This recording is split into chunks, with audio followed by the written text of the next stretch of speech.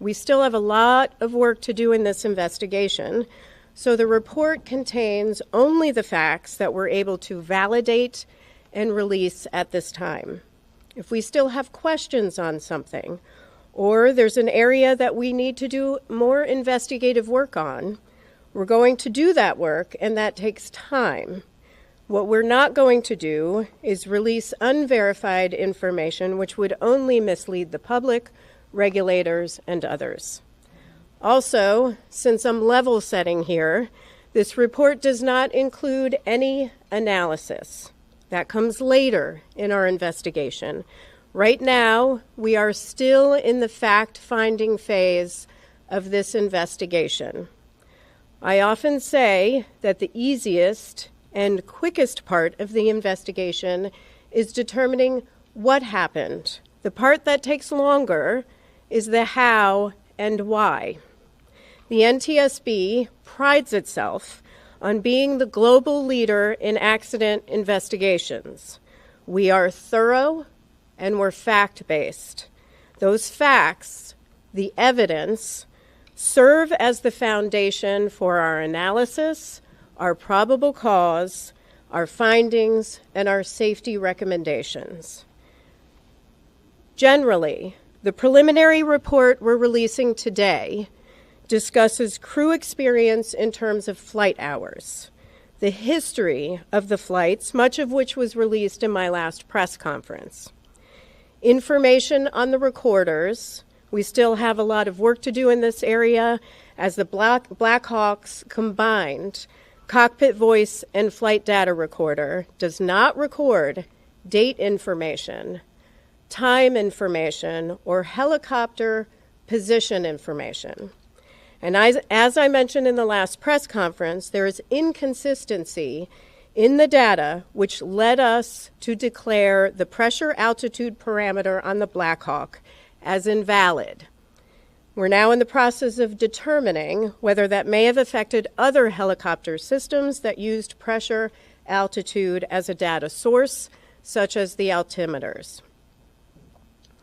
The report also contains information on the operators, the aircraft involved, air traffic control at the time of the crash, helicopter routes, the airport, emergency response and recovery operations, and the wreckage exams. But what I want to focus on this afternoon is our issuance of a recommendation report that contains 2 urgent safety recommendations to the Federal Aviation Administration, or FAA, concerning the helicopter routes near DCA. Urgent recommendations require immediate action to prevent similar accidents or incidents. When we issue them, we believe a critical safety issue must be addressed without delay. For this investigation, we're reviewing airport operations and prior incidents, including near mid-air collision events. Information gathered from voluntary safety reporting programs and the FAA regarding encounters between helicopters and commercial aircraft near DCA show that from 2011 through 2024, a vast majority of reported events occurred on approach to landing.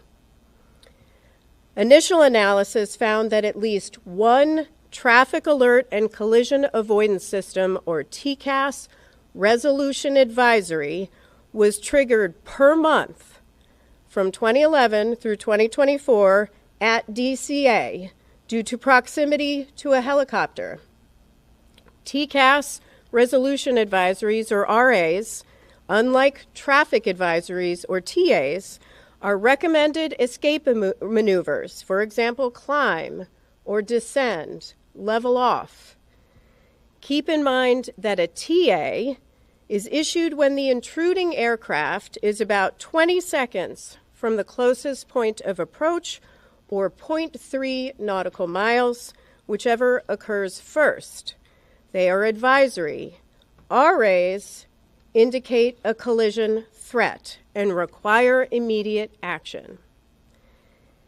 In over half of the encounters we reviewed, again from 2011 through 2024, the helicopter may have been above the route altitude restriction. 2/3 of the events occurred at night.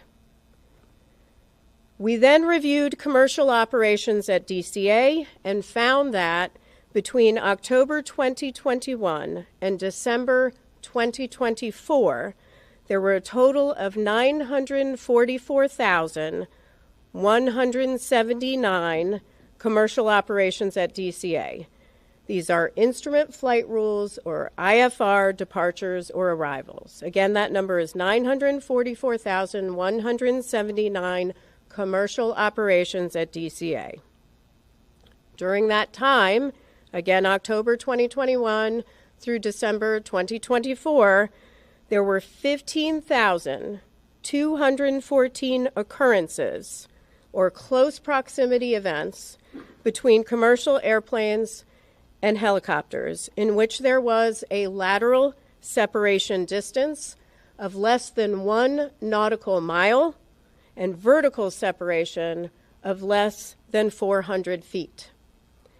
There were 85 recorded events that involved a lateral separation of less than 1,500 feet and vertical separation of less than 200 feet. As a result of the accident, U.S. Department of Transportation Secretary Sean Duffy took swift action to ensure safety and restrict helicopter traffic from operating over the Potomac River at DCA until March 31st. And I want to commend him for that and commend the work of the FAA to also take swift action. As that deadline nears, we remain concerned about the significant potential for a future mid-air collision at DCA, which is why we are recommending a permanent solution today. On the chart to my right is a cross-section of the airspace that extends from runway 33's center line, spanning from the runway to the east bank of the Potomac River. The figure shows the separation distance that would exist according to FAA charts, with a helicopter on Route 4 and an airplane descending on the glide slope to runway 33. As stated in my last press conference and confirmed by the FAA, helicopter routes established by the FAA have no lateral boundaries, and the Baltimore-Washington helicopter route chart includes no warning for helicopters to operate a defined distance from the shoreline. So this shaded region right here represents an approximation of the area in which helicopters could be flown. We know that the helicopter on the accident date was not in this area. It was to the west. But at the maximum altitude here of just 200 feet, a helicopter operating over the eastern shoreline of the Potomac River would have just 75 feet of vertical separation from an airplane approaching runway 33. 75 feet. That distance decreases if the helicopter is operated farther from the shoreline. And again, this helicopter, the Black Hawk, was operated farther to the west.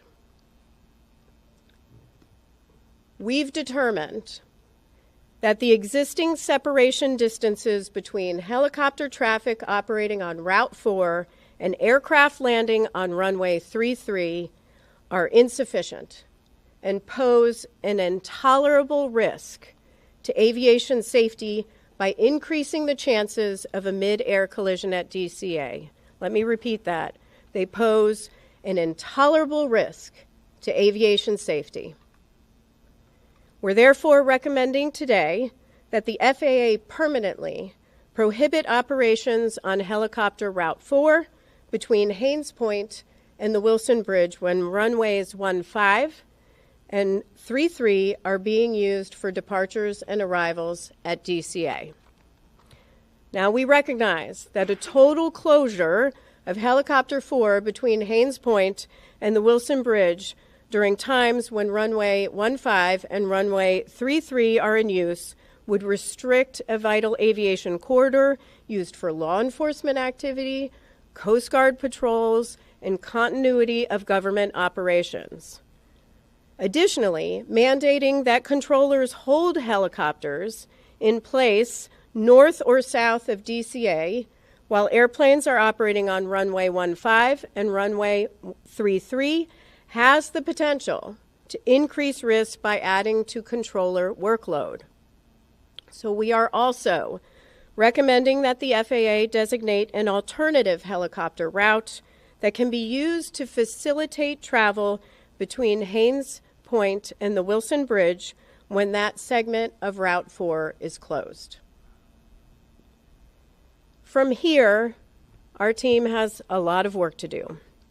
We'll conduct a number of simulations, including in the Black Hawk simulator, CRJ simulator, ATC tower simulator, all using the accident inputs and conditions. We'll conduct a comprehensive visibility study for the CRJ flight, the Black Hawk flight, and tower visibility, all under night conditions.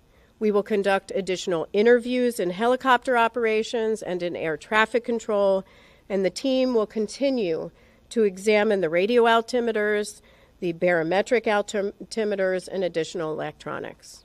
With that, I will take questions. Please raise your hand. I will call on you. Please state your name and your affiliation. Yes, sir. Tom Rousey with ABC7 here in D.C. So it sounds like you're saying the way this was done for years, every day was presenting an intolerable risk. Is that a correct characterization? Yes, that is a correct characterization. There's a serious safety issue here, which is why we're issuing these urgent safety recommendations. Fortunately, and I am pleased that Secretary Duffy took immediate action. Now we need to see that more permanent solution. Now that said, the alternate, you're recommending an alternate route. Couldn't that take it over homes and potentially create battles there? That is something that the FAA has to look at as part of designating that route, which is why we're not prescribing a particular route. That is something they'll have to look at. Next question. Thank you, Chair. Yes. Grady Trimble with Fox Business.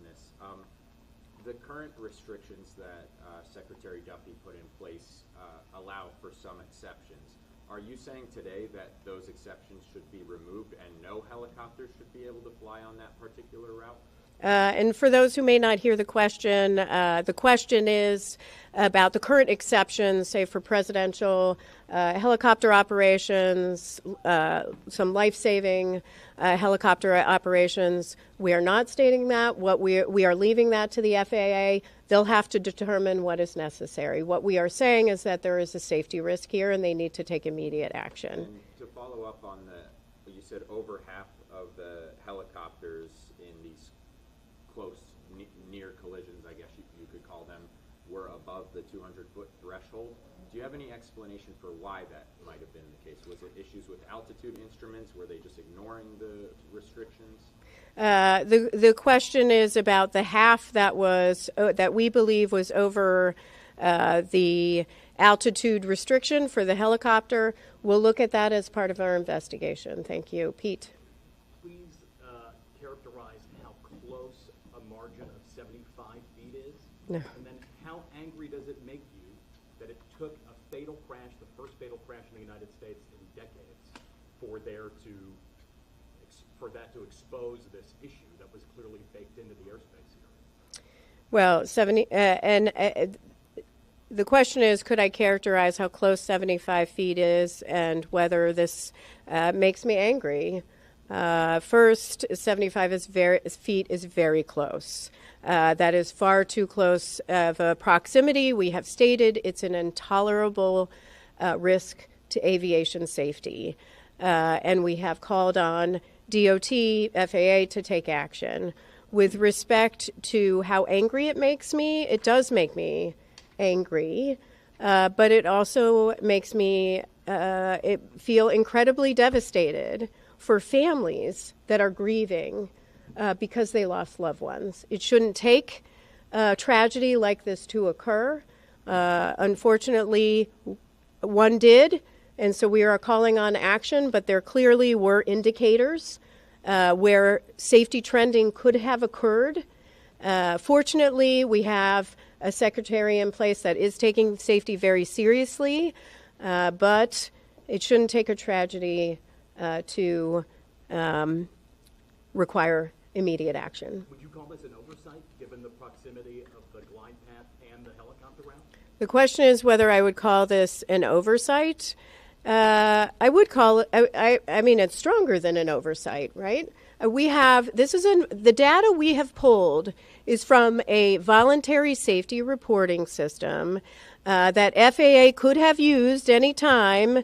That data from October 2021 through December 2024, they could have used that information at any time to determine that we have a trend here and a problem here and looked at that route. That didn't occur, which is why we're taking action today. But unfortunately, people lost lives and loved ones are grieving. Sir? Yeah, Chair Hamady, Adam Tuss, Channel 4 here in D.C. Have you looked at the frequency of flights at Reagan National Airport, the number of aircraft that are landing day after day, and possibly, could make some recommendations there? Is that something you guys could do? The question is on the number of flights that are landing and departing from DCA and whether we're taking a look at that. Certainly, everything is on the table right now as far as our investigation is concerned, and we will look at that. We're certainly going to look at separation distances between landing and departing aircraft as part of our investigation. That's something we would look at, but that's still to be done. Yes? BBC News, Nomia Iqbal. I wonder if you could tell us, could this have been prevented if there'd been more staffing? The question is, could this been prevented if there was more staffing? I assume you mean in air traffic control. That is part of our investigation and is part of the analysis phase of our investigation. Right now, we are collecting facts on air traffic control. In our preliminary report today, we will mention that there were 5 controllers on position. There were 9 there, not in the cab, but in the tower. Some in the break room. We do know that the helicopter and the local position were combined at 3:40 p.m., so we are taking a look at that. We do not have any evidence that anybody left. In fact, the controller came back into rotation around 4:27 p.m. We also know that the flight data position and the clearance delivery positions were also combined for the entire day, which is not abnormal. If I could just follow up, you're making these recommendations, but you've got the White House and DOJ potentially making cuts, particularly to air traffic controllers. So I wonder how worried, concerned you might be about that. The question is about, again, air traffic control staffing and any sort of cuts. I don't want to speak for the Secretary. I believe they have a hiring exemption for air traffic controllers. I see his posts on X daily calling for people to apply for air traffic controller positions. So they are actively hiring. And so, that is something he is doing right now. Yeah. Yes. Hi, Will Guy, Volunteer Crime.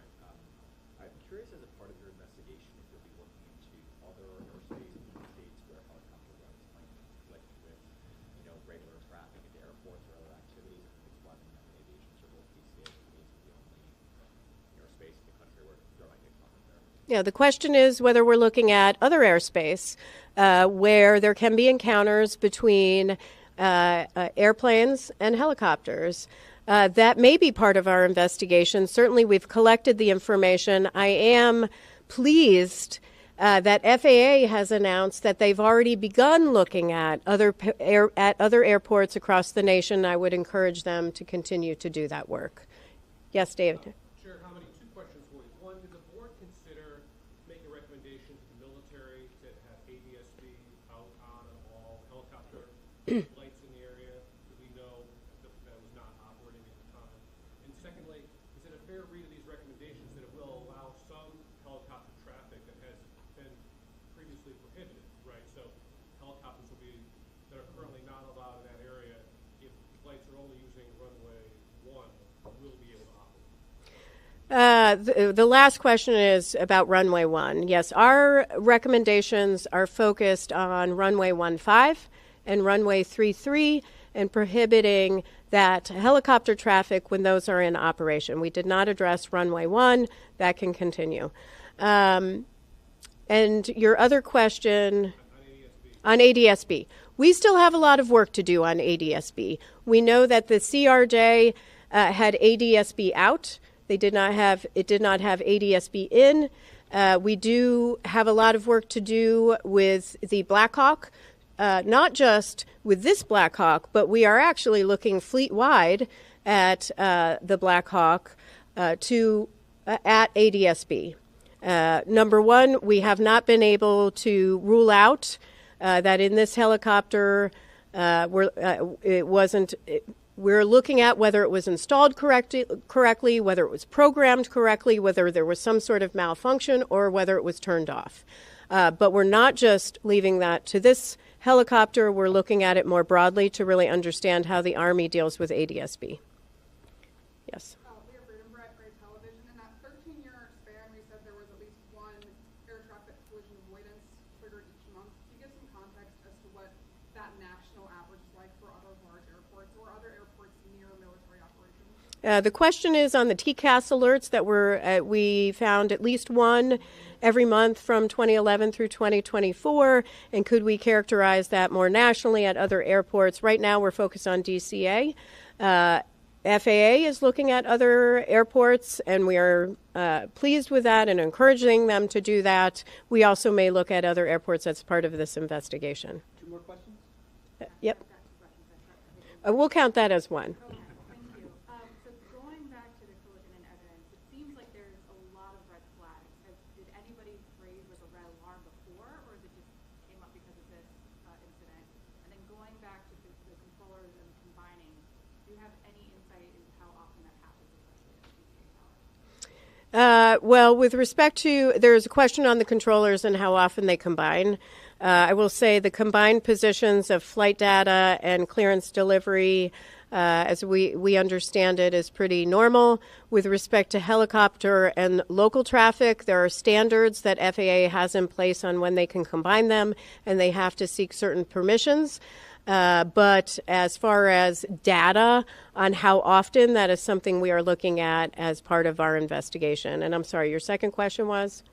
Going back to the 1 a month, that type of thing. Oh. Did anybody raise an alarm, or did it just come up because you did the detail? Regarding, did anyone raise alarm regarding the TCAS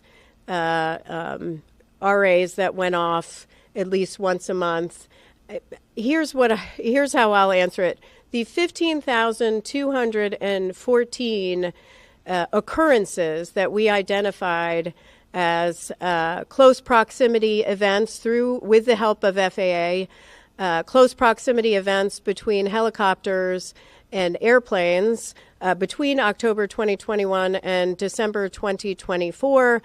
Some of those is information they obtain. A number of those are through voluntary safety reporting systems. So that means somebody did flag it and call it in. Is that the NAS or the SAS, or what's the reporting system for that? ASAP reporting system? Yeah, it's the ASAP reporting system. Yep. Max Marcella from DC News Now. You mentioned that there was a risk if these permanent changes were not put in place. What would your message be to the many people flying in or out of DCA today and in the near future? Well, today, though, with the exception, the question is, what is my message for people flying in and out of DCA? I assume you mean about safety? I just flew with my daughter out of DCA on a CRJ with PSA Airlines. Aviation is incredibly safe. DCA is where I always fly out of.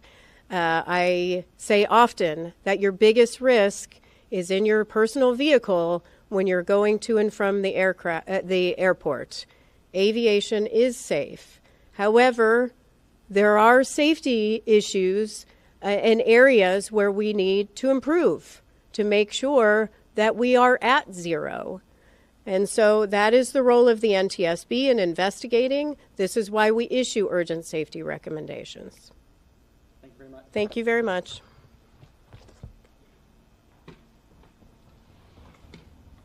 To continue monitoring the progress of the investigation, please check ntsb.gov.